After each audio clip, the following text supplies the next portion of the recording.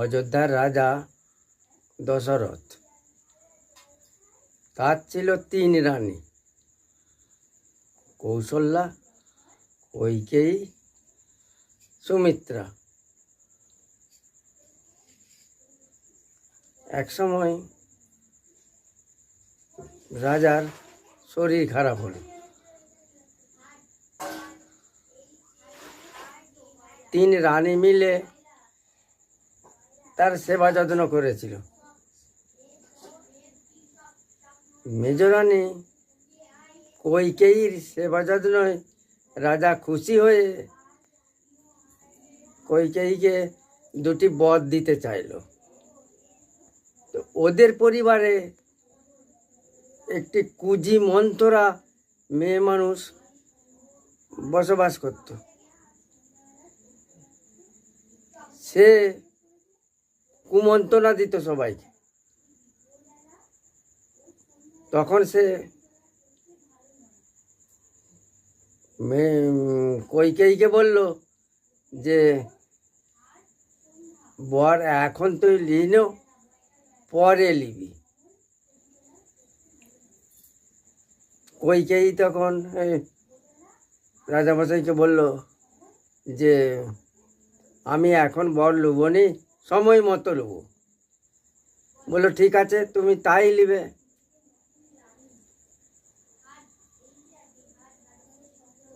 রাজার বয়স হচ্ছে, সে ভাবলো যে আমি বড় ছেলে রামকে রাজ্যভার দিয়ে আর আমি অবসর নেব। সেই কথা সে রাজ্যে প্রচার করে দিল।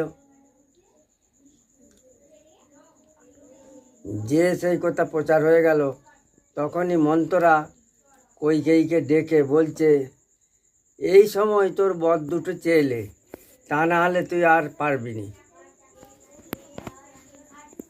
কৈকেয়ী তখন রাজামশাইকে বলল যে আপনি যে বর আমাকে দিবে বলেছিলেন, তো আমাকে এখনই বর 2টো দিয়ে দেন। না, হ্যাঁ বলো তুমি কি বর চাও। তখন কৈকেয়ী বলল প্রথম বরে ভরতকে রাজা করতে হবে, আর দ্বিতীয় বরে রামকে 14 বছরের জন্য বনবাস যেতে হবে। রাজামশাই বলছে তা তো হবে না, এই বরের কথা তো আমি বলিনি। বললে না, আপনি তো বলেছেন যে যা বর চাইবে আমি তাই দেবো। এখন তো এইসব কথা বললে হবে না, আমি ওই 2টি বর ছাড়া অন্য বর লুব নি। বাধ্য হয়ে রাজা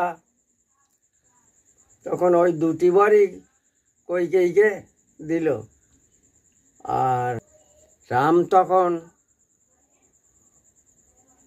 পিতৃসত্য পালনের জন্যে বনবাসে যাওয়ার প্রস্তুতি নিল।